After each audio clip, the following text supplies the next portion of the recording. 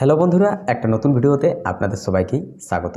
আজকের ভিডিওতে আপনাদেরকে এই যে 2024 সাল রয়েছে, এই 2024 সালের এই যে মুক্তো চাষ রয়েছে, এই মুক্তো চাষ করার পর যে মুক্তা উৎপাদন হয়, সেই মুক্তা উৎপাদনের মার্কেটিংকে নিয়ে অনেক ব্যক্তির মনে অনেক রকম সন্দেহ রয়েছে, অনেক রকম সংখ্যা রয়েছে। তো বন্ধুরা, আপনাদেরকে প্রথমে একটা আমি ভিডিও দেখাই, তারপর আপনারা পরের বিষয় নিয়ে ভাববেন বা চিন্তা ভাবনা করবেন। তো ভিডিওটা দেখে নাও। অনেক ব্যক্তি বলে মুক্তার বায়ার নিয়ে বিরাট একটা সমস্যা। আর দেখো, যদি এই ধরনের মুক্তা এ নিয়ে করে এসছে, এই যে এটা এই মুক্তাগুলো নিয়ে এসছে, তাকে এই ধরনের মুক্তা দরকার। আর आप कहाँ से आए हैं? सांगली महाराष्ट्र से आया हूँ। अच्छा, और अब ये मोती लेके आए हैं? हाँ, मोती लेके आया हूँ। अच्छा है, ठीक है, ये आपका मोती रहिए।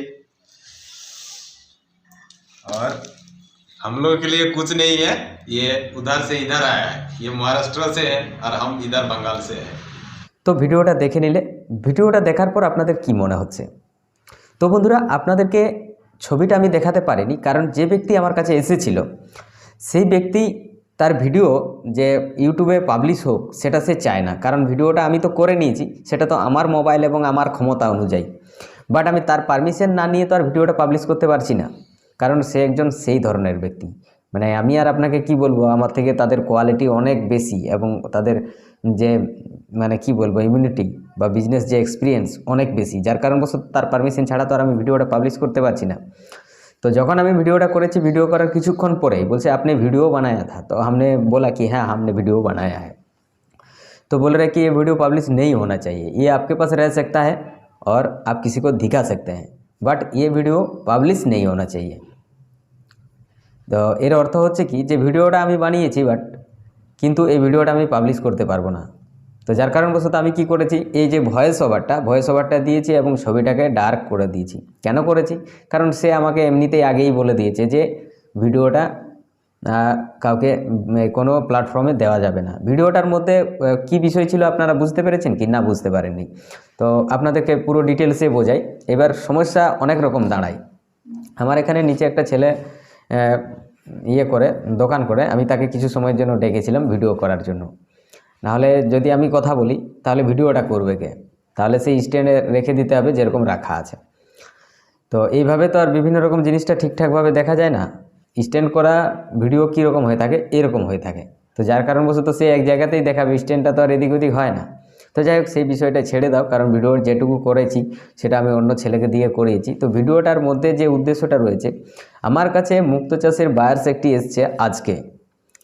তো সে এসেছিল আমার কাছে মোটামুটি 1-1.5 ঘন্টা সময়ের জন্য কিছু মুক্তো পাবো বলে। তো সে তো আমার কাছে পেলো না, বাট আমার কাছ থেকে মাত্র 35 পিস মুক্তো নিয়ে সে চলে গেল। ও যে ছবিটাতে যে মুক্তোটা দেখাচ্ছে সেই ধরনের মুক্তো তাকে চাই, আর সেই ধরনের মুক্তো তার কতটা চাই? 2000 পিস। তো আমি তাকে এরকম কিছু বললাম না। আমার পরিচিত একজন ব্যক্তি উড়িষ্যার, ওর নাম হচ্ছে শেখ জাডেজা আলী। আমরা এক জায়গায় একসঙ্গেই প্রশিক্ষণ নিয়েছিলাম এবং তার কাছে মোটামুটি 1200-1300 মুক্ত আছে। এটা আমি আজ থেকে মোটামুটি 1.5 মাস আগে সে আমাকে খবরে জানিয়েছিল যে আমার মালটা উঠেছে। তো আমি বললাম এই উঠবে। তো আমি বললাম ঠিক আছে। তো আমি তাকে ফোন করে দিয়েছি ডাইরেক্টলি যে তোমার মাল রেডি করো। আমার কাছে যে ব্যক্তি এসছে মহারাষ্ট্র থেকে। আপনারা ঠিকানাটা তো অবশ্যই শুনলেন যে কোথা থেকে ও এসছে। তো সেখান থেকে এসছে। তো এ হচ্ছে মুক্তোর জন্য এসছে এবং তাকে আমি ডাইরেক্ট উড়িষ্যাতে পাঠিয়ে দিলাম। তাকে আমিও মুক্ত দিতে পারতাম, আমার কাছে একজন মুক্ত দেব বলেছিল, কিন্তু আমি সময়ের অভাবে তার কাছ থেকে মুক্তটা কালেকশন করতে পারিনি। ছেলেটি ছিল মেদিনীপুরের, ছেলেটা এখন বর্তমানে কলকাতায় একটা কোনো কোম্পানিতে কাজ করে এবং সে আমাকে মুক্ত দেবও বলেছিল, কিন্তু আমি তার সাথে কথাও বলেছিলাম। কিন্তু সামনে এই যে পেরিয়ে গেল মকর সংক্রান্তি, তো মকর সংক্রান্তিতে আপনারা সবাই জানেন বাড়িতে বিভিন্ন রকম আয়োজন, বিভিন্ন রকম ব্যবস্থা এবং বাড়িতে উপস্থিত থাকাটা খুব জরুরি। তো যার কারণবশত সেখানে আমার মোটামুটি 3-4 দিন সময় আর কি এখানে লেগে যায়, যার কারণবশত আমি তার সাথে যোগাযোগ করতে পারিনি। আর না হলে আমি একে আমার অফিসেই মুক্তা দিতে পারতাম। তো আপনাদেরকে যেটা বোঝানোর বিষয় বা জানানোর বিষয়, মুক্তোর বায়ার্স মানে হঠাৎ করে কাউকে প্রেসার করলে পাওয়া যায় না। যে কাউকে আপনি বললেন দুম করে, হোয়াটসঅ্যাপে মেসেজ করে দিলেন যে আমার মুক্তো আছে, আমি মুক্তোগুলো বিক্রি করতে চাই আপনাকে, সে বলবে এই মুক্তগুলো কোথায় বিক্রি করব। তার কাছে তো আর বায়ার স্টক নেই বা বস্তা স্টক নেই যে বস্তাতে আপনার কাছ থেকে নিল বস্তাতে ঢুকিয়ে দিল। আমি দেখছি, আমি যে এর আগে একটা ভিডিও পাবলিশ করেছিলাম যে 2024-এ মুক্তার বাজার সম্পর্কে, এই ভিডিওটা পাবলিশ করার পর আমার কাছে আপনাদেরকে জানাই মোটামুটি 15 থেকে 16 জনে আমাকে মুক্তার ছবি পাঠিয়েছে। কিন্তু আমি সেই মুক্তার ছবিগুলো যে ডাউনলোড করে, মানে হোয়াটসঅ্যাপে তো ডাউনলোড করতে হয়, তো ডাউনলোড করে ছবিগুলো দেখতেও সময় পাইনি। আজকে হচ্ছে জানুয়ারির 20 তারিখ, আর এই 20 তারিখে এই ভদ্রলোক এসেছেন। আমাকে পরশুদিন ফোন করে যে আপনার ওখানে আসবো। তো আমার ডাউট লাগলো, এখন তো সেই ঠান্ডার মৌসুম চলছে, হয়তো আসবে না মনে হয়। এর আগে তো আমি গিয়েছিলাম কিছুদিন আগে, তো মুক্ত না হওয়ার কারণে এদের কাজ পর্যন্ত যায়নি। কারণ এর আগে যখন আমি জানুয়ারির প্রথম দিকে বেরিয়েছিলাম মুক্ত বিক্রি করার জন্য, তখন কি হয়েছিল যে ইনাকেও আমি ফোন করে বলেছিলাম যে যদি আমার এইদিকে বিক্রি না হয় তো আপনার ওখান পর্যন্ত যেতে পারি, এই বলেছিলাম। মানে আপনার ওখান পর্যন্ত যেতে পারি জানুয়ারি মাসের মধ্যে। তো এই ভেবে সে কী করেছিল যে হয়তো আমি টার্গেটলি ওনার কাছে পেয়েই যাব, সেই আশা করে এই ব্যক্তিও আমার কাছে এসেছে। এবার এসেছে, আসার পর আমার কাছে তো পেলো না। আমার কাছে যে পড়ে রয়েছিল মোটামুটি 36-37 পিস পড়ে রয়েছিল, সেই তার 35 পিস তাকে আমি দিয়ে দিয়েছি।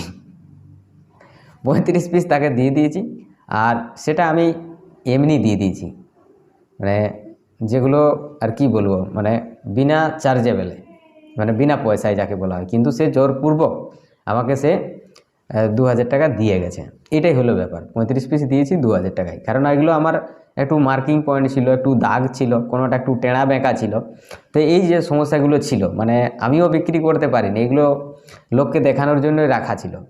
তো আপনারা ছবি দেখেও বুঝতে পারছেন। তো এই মালগুলো আমি ওকে দিয়ে দিলাম। তো তার কারণবশত সে আমাকে জোরপূর্বক 2000 টাকা দিয়েছে। তো বিষয় হচ্ছে যে আপনাদেরকে যেটা জানার বিষয়, যে কেউ যদি মানে ধরে থাকে যে হ্যাঁ আমার মাল হয়েছে, মালগুলো আমি বিক্রি করব, তো কেউ কাউকে প্রেসার না করে, মানে আমি যেটা দেখছি, মানে এই যে ভিডিওটা আমি আপলোড করেছিলাম 2024-এর মুক্তার বাজার রেট সম্পর্কে, তো এই ভিডিওটা আপলোড করার পর আপনাদেরকে জানে 15-16 জন আমাকে মুক্তার এই ছবি পাঠিয়ে দিয়েছে। কিন্তু মুক্তার কোয়ালিটি আমি 2-3 জনের দেখলাম, তো তাদের কোয়ালিটি আমি তেমন একটা ভালো দেখতে না পাওয়ার কারণবশত আমি তাদের ভিডিওগুলো ডাউনলোড করে সবার আর দেখতে ইচ্ছে হলো না।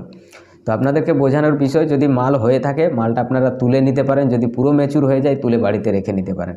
এই মালটা তো আর এমন কিছু নয়, শাকসবজি নয় যে আপনি আজকে তুলেছেন 2 দিন পরে নষ্ট হয়ে যাবে। আপনারা যদি ঠিকঠাকভাবে বাড়ির ভেতরে ছায়াতে রেখে দেন, আজ থেকে হয়তো 2 মাস পরে, 3 মাস পরে বা 6 মাস পরেও সেটা বিক্রি করা যায়।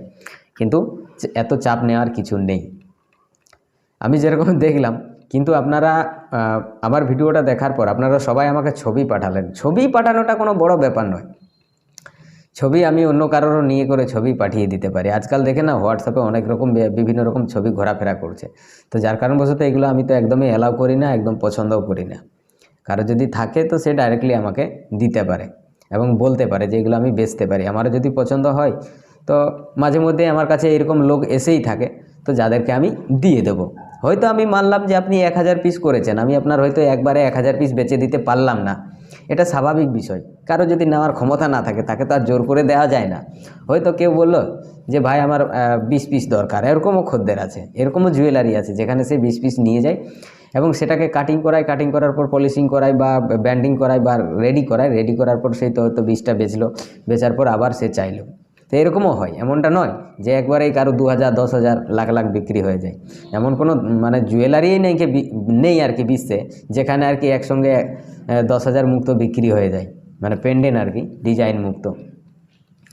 যখন বিক্রি হয় তখন হয়তো 1টা 2টো 3টে এরকমভাবে বিক্রি হয়। হয়তো কোনো ফ্যামিলি জুয়েলারিতে গেছে বা কোনো মেলা স্টপে যেগুলো মানে শপ লাগানো হয়, মানে বড় বড় মেলাতে যে শপ লাগানো হয়, কেবলমাত্র মুক্তরই শপ লাগানো হয়। তো সেই শপেও দেখা যায় যদি এক ফ্যামিলির 5 জন ব্যক্তি সেখানে গেছে, তারা হয়তো 5 জনেই নিয়েছে, বা 10 জন গেছে সেখানে 10 জনেই নিয়েছে মুক্ত।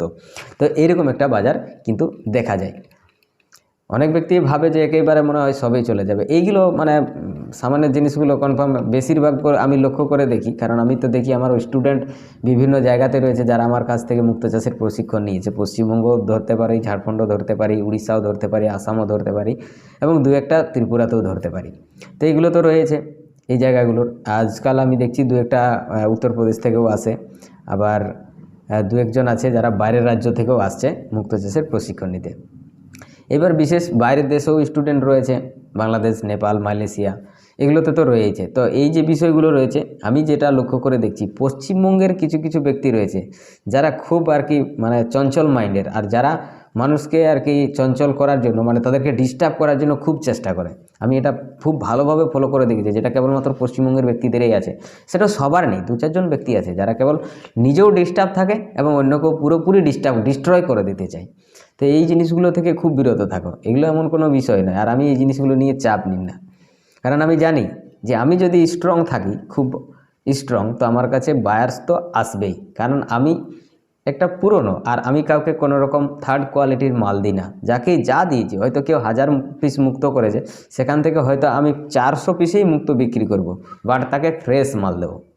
ফ্রেশ মাল দিলে সে আমাকে পরে কিছু বলতে পারবে না, সে পরে হয়তো আমি আরও মাল ওকে বিক্রি করতে পারবো। তো এই জিনিসগুলো বজায় রাখার কারণবশত আমি দেখছি আমার অফিস পর্যন্ত বায়ার্স মহারাষ্ট্র থেকে এখানে চলে আসছে।